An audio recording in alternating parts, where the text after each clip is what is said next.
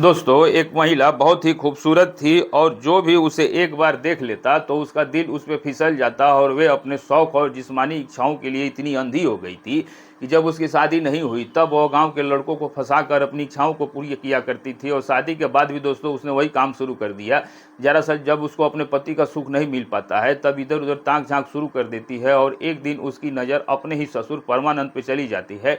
हालांकि परमानंद भी दोस्तों जब अपनी बहू की खूबसूरती को देखा था तो उसकी भी नीयत खराब हो चुकी थी। इसीलिए परमानंद जब भी अपनी बहू की तरफ देखता है तो काफ़ी अजीब निगाहों से देखता है। और एक दिन मनोज यानी कि उसका पति नौकरी की तलाश में उधम सिंह नगर चला जाता है। उसके बाद परमानंद जब भी अपनी बहू से कुछ सामान मांगता है तो सामान लेने के बहाने उसे छूने की कोशिश करता है। लेकिन परमानंद जब बार बार अपनी बहू को छूने की कोशिश करता है तो गीता को भी समझने में देर नहीं लगती है कि उसका ससुर उसे चाहता क्या है। दरअसल दोस्तों गीता भी अपने आप को रोक नहीं पाती है। इसीलिए एक दिन परमानंद और गीता के बीच में उन्हीं के घर के अंदर अवैध संबंध बन जाता है। और एक बार जब ये सिलसिला शुरू होता है फिर उसके बाद दोस्तों ये रुकने का नाम नहीं लेता है। लेकिन ये सारी बातें ज़्यादा दिनों तक छिप नहीं पाती हैं और आखिरकार एक दिन परमानंद की पत्नी अपनी पति और बहू को अपने ही घर के अंदर आपत्तिजनक हालत में देख लेती है। और फिर जो होता है उसके बाद जो सुनकर आपके होश उड़ जाएंगे।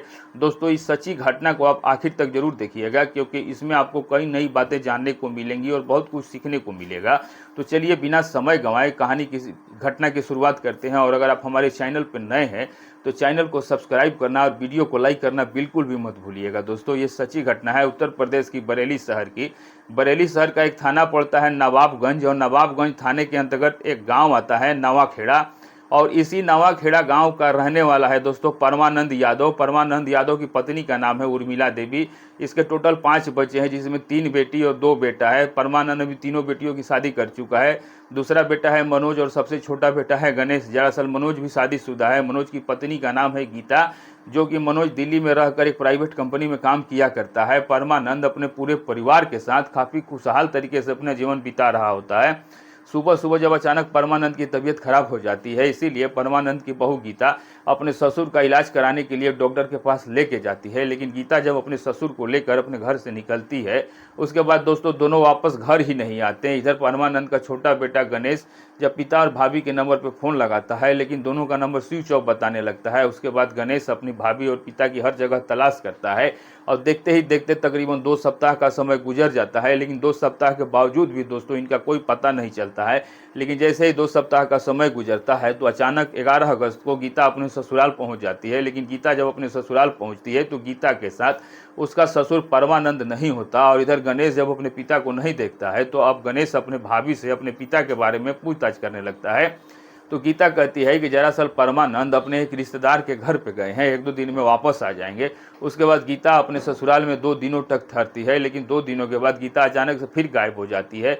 और इधर गणेश जब अपनी भाभी के नंबर पर फ़ोन लगाता है तो रिंग तो जाती है लेकिन फ़ोन कोई नहीं उठाता है। इसलिए दोस्तों अब गणेश को लगता है कि शायद उसके पिता के साथ कुछ गलत हो गया है। और जब उसके पिता के बारे में कुछ भी मालूम नहीं चलता है और जब उसकी भाभी भी फ़ोन नहीं उठाती है तो आखिरकार गणेश 14 अगस्त को नज़दीकी थाने में जाकर अपने पिता की गुमशुदगी का रिपोर्ट दर्ज करवा देता है। और जब पुलिस गणेश से उसके पिता के बारे में पूछताछ करती है तो गणेश सारी कहानी पुलिस को बता देता है। और गणेश कहता है कि उसका पिता उसके भाभी के साथ गया था, उसकी भाभी 2 सप्ताह के बाद घर भी आई थी लेकिन उसके बाद फिर वह कहीं गायब हो गई है। अब गणेश ये सारी बातें पुलिस को बता देता है, साथ ही साथ गीता का नंबर भी पुलिस को दे देता है। अब इसके बाद दोस्तों पुलिस भी गीता के नंबर पर फ़ोन करते हैं, रिंग तो जाती है लेकिन गीता फ़ोन नहीं उठाती। और जब पुलिस बार बार गीता के नंबर पर फ़ोन करती है तो एक बार गीता फ़ोन उठाती है। और जब पुलिस गीता से पूछताछ करती है तो गीता पुलिस वालों से झूठ बोल देती है और कहती है कभी अपने आप को दिल्ली में तो कभी मुंबई में बताती है। इसलिए पुलिस को कहीं ना कहीं अब गीता के ऊपर शक चला जाता है। और गीता जब बार बार पुलिस को चकमा देने लगती है तब दोस्तों अब गीता पुलिस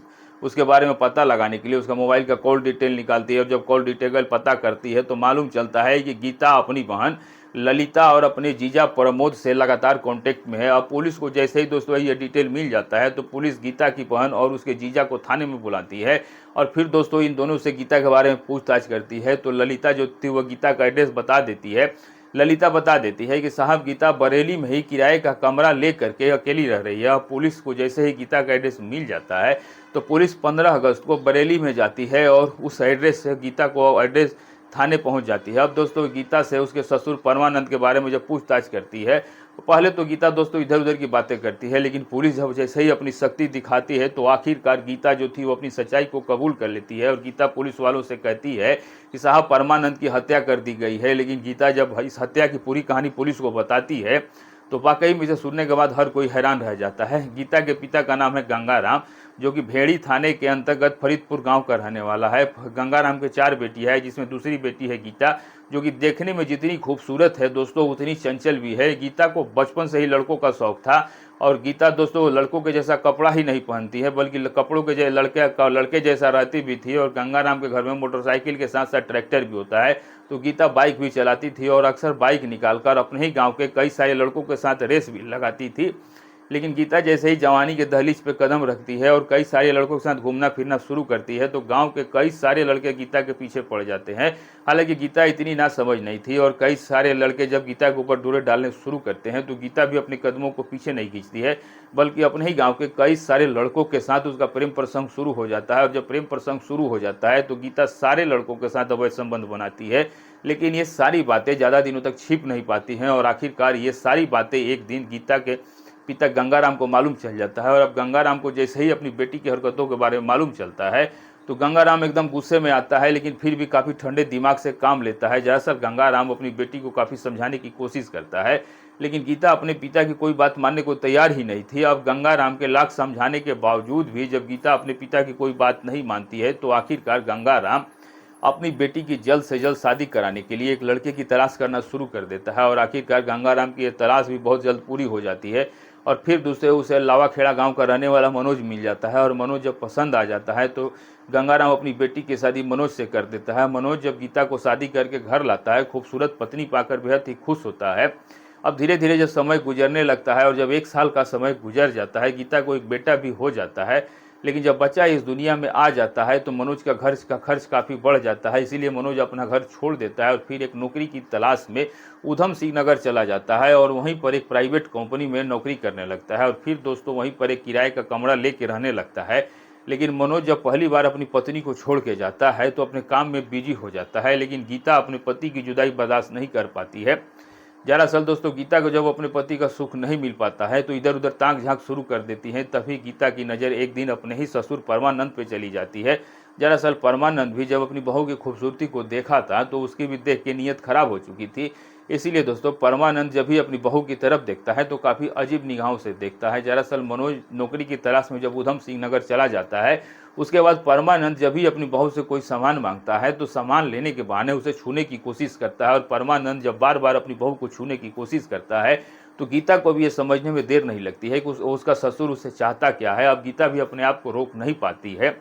इसीलिए एक दिन गीतानंद और परमानंद के बीच में उन्हीं के घर के अंदर अवैध संबंध बन जाता है। और जब एक बार ये सिलसिला चालू होता है तो फिर कभी रुकने का नाम ही नहीं लेता है।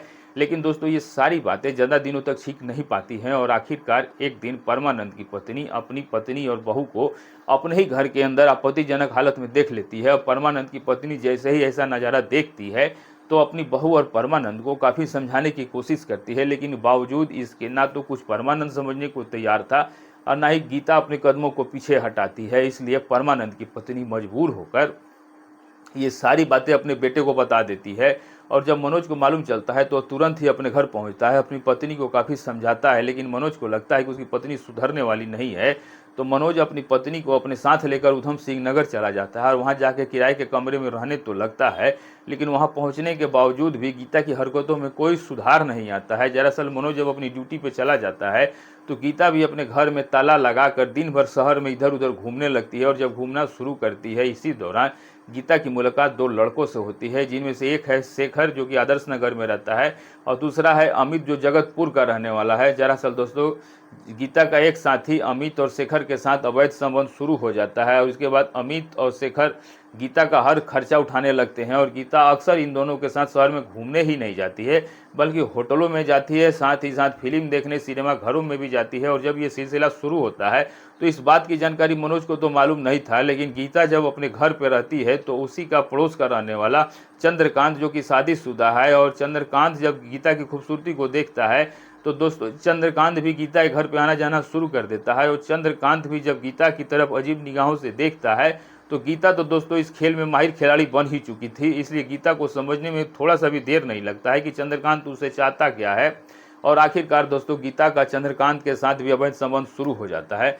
चंद्रकांत अक्सर गीता के साथ संबंध बनाने के लिए उसके घर पर ही जाना शुरू कर देता है। लेकिन दोस्तों एक दिन चंद्रकांत और गीता जब एक दूसरे के साथ संबंध बना रहे होते हैं तो मनोज भी अपनी ड्यूटी खत्म करके अपने घर पे पहुंच जाता है। और मनोज जैसे ही अपने घर पे पहुंचता है तो इन दोनों का आपत्तिजनक हालत में देख लेता है। और मनोज जैसे ही ऐसे नज़ारा देखता है तो अपनी पत्नी की पूरी तरीके से पिटाई कर देता है। लेकिन गीता पिटाई खाने के बावजूद खुद भी अपनी गलतियों को स्वीकार नहीं करती है, बल्कि अपने पति से झगड़ा टकरार करने लगती है और कहती है कि जब मैं तुम्हें पसंद ही नहीं हूँ तो तुम मुझे तलाक दे दो। और जब तलाक देने की बात कहती है तो दोस्तों मनोज काफ़ी ज़्यादा गुस्से में आ जाता है और कहता है कि मैं जानता हूँ कि तुम्हें तो कोई फ़र्क नहीं पड़ेगा, क्योंकि तुम्हें अपनी इज्जत को लेकर कोई फ़र्क ही नहीं पड़ता है, लेकिन मुझे अपनी इज्जत काफ़ी प्यारी है, इसलिए सामान बांधो अब हम लोग घर चलते हैं। अब दोस्तों मनोज उसी दिन अपनी पत्नी को लेकर के गाँव चला जाता है, लेकिन घर आने के बाद कुछ दिन तो अपने घर पर रहता है। उसके बाद फिर से एक नौकरी की तलाश में वह दिल्ली चला जाता है। मनोज तो दोस्तों दिल्ली चला जाता है, लेकिन गीता की हरकतों में कोई सुधार नहीं आता है। और चंद्रकांत जो मीरगंज गुनेरा गांव का रहने वाला था, मनोज जैसे ही दिल्ली चला जाता है गीता फिर से चंद्रकांत से मुलाकात करना शुरू कर देती है। अब अपने ससुराल से बाइक लेके निकलती है और चंद्रकांत से मुलाकात करने बरेली शहर चली जाती है। वहां पर जाती दिन भर होटल में अपना समय गुजारती और शाम को वापस अपने ससुराल पहुंच जाती। दरअसल दोस्तों गीता का चंद्रकांत का साथ ही अवैध संबंध नहीं चलता है, बल्कि अमित और शेखर को भी अपने ससुराल में ही बुलाना शुरू कर देती है। और जब इस तरीके का सिलसिला शुरू हो जाता है और जब यह बात गीता के ससुर परमानंद को मालूम चलता है तो एकदम से गुस्से में आ जाते हैं और परमानंद अपनी बहू को काफ़ी समझाने की कोशिश करता है। और जब गीता को घर से बाहर निकलने में रुकावट आने लगती है तो गीता अपने ससुर से ही लड़ बैठती है और कहती है कि तुम मुझे अपनी जागीर मत समझो, और जब मैं अपने पति को ही कुछ नहीं समझती हूँ तो तुम किस खेत के मूली हो। अब परमानंद को लाख समझाने के बावजूद भी गीता अपने ससुर को बात नहीं मानती और लगातार चंद्रकांत से मुलाकात करते रहती है, जिसके कारण परमानंद काफ़ी गुस्से में आ जाता है और अपनी बहू पे दबाव डालने लगता है। और जब अपनी बहू के ऊपर दबाव डालना शुरू कर देता है तो गीता को पसंद नहीं आता और गीता को लगता है कि उसका ससुर उसके रास्ते का एक रोड़ा बन चुका है। इसीलिए गीता दोस्तों अब अपने ही ससुर को इस दुनिया से हटाने का तय कर लेती है। और जब एक दिन चंद्रकांत से मुलाकात करती है और जब दोनों संबंध बना लेते हैं तो गीता अपने प्रेमी चंद्रकांत से अपने ही ससुर से इस दुनिया से हटाने की बात कहती है। और जब अपने ही ससुर को इस दुनिया से हटाने के लिए कहती है तो चंद्रकांत भी दोस्तों गीता के प्यार में इस तरह से अंधा हो चुका था कि उसका साथ देने के लिए तैयार हो जाता है। और जब चंद्रकांत तैयार हो जाता है तो गीता अपने ससुर से प्यार मोहब्बत से बातचीत करने लगती है। इसी दौरान दोस्तों परमानंद की तबीयत खराब हो जाती है। गीता अपने ससुर का इलाज कराने के बहाने 27 जुलाई को अपने साथ लेके निकलती है और सीधा चंद्रकांत के पास पहुंच जाती है। और जब वहां पे पहुंचती है तो परमानंद की चंद्रकांत से मुलाकात ही नहीं करवाती है, बल्कि अपने ससुर से झूठ बोलती है कि चंद्रकांत ने जो भी गलतियां किया है अपनी गलतियों पे काफ़ी शर्मिंदा है और वह अब अपनी गलतियों का माफ़ी मांगना चाहता है। और जब गीता इस तरह की बातें अपने ससुर से कहती है तो परमानंद भी अपनी बहू की बातों में आ जाता है। और दोनों जब चंद्रकांत के घर पे पहुंचते हैं तो इधर चंद्रकांत अपने षड्यंत्र के तहत पहले से ही शराब की बोतलें खरीद के लाया था। और जब दोनों वहां पहुंचते हैं तो परमानंद चंद्रकांत एक साथ ही शराब पीने लगते हैं। और जब शराब पीना शुरू कर देते हैं तो चंद्रकांत अपने षड्यंत्र के तहत परमानंद को ज़्यादा शराब पिला देता है, जिसके कारण परमानंद काफ़ी ज़्यादा नशे में हो जाता है। अब परमानंद जैसे ही नशे में चूर हो जाता है तो इधर गीता और चंद्रकांत परमानंद का एक गमछा लेकर उसके ही गले में फंसाकर तब तक जोर से खींचते हैं जब तक कि परमानंद की प्राणें नहीं छूट जाती है। अब जब परमानंद इस दुनिया को छोड़ के चला जाता है तो गीता बाइक निकालती है, खुद चलाती है। पीछे चंद्रकांत परमानंद की डेड बॉडी को इस तरीके से लेके बैठ जाता है कि जब सड़क पर निकले तो किसी को भी शक ना हो कि परमानंद अभी इस दुनिया को छोड़ के जा चुका है। अब इसके बाद दोनों ही परमानंद की डेड बॉडी को लेकर भाखड़ा नदी किनारे जाते हैं और वहीं पे परमानंद की डेड बॉडी को एक बोरी में पैक कर देते हैं और साथ ही साथ उसमें कुछ पत्थर भी भर देते हैं और फिर परमानंद की डेड बॉडी को नदी में फेंक के वापस आ जाते हैं। लेकिन दोस्तों गीता जब वहां से वापस आती है तो 2 सप्ताह तक चंद्रकांत के साथ ही रहती है और 2 सप्ताह के बाद 11 अगस्त को अपने ससुराल जाती है। लेकिन गीता जब अपने ससुराल पहुंचती है तो इधर गीता का देवर गणेश जब अपने पिता को नहीं देखता है तो अपने पिता के बारे में अपनी भाभी से पूछताछ करता है। अब इसके कारण दोस्तों गीता को डर सताने लगता है कि शायद वो कहीं पकड़ी ना जाए, इसीलिए 2 दिनों तक अपने ही ससुराल में रहती है और 2 दिनों के बाद अपने ससुराल को छोड़ के फरार हो जाती है। कुछ दिनों तक सब ठीक चलता रहा, लेकिन अब धीरे धीरे हालात बदलने लगे और चंद्रकांत ने गीता की बातें सुनी, उसे सहारा दिया और उसकी उदासी को समझने की कोशिश की।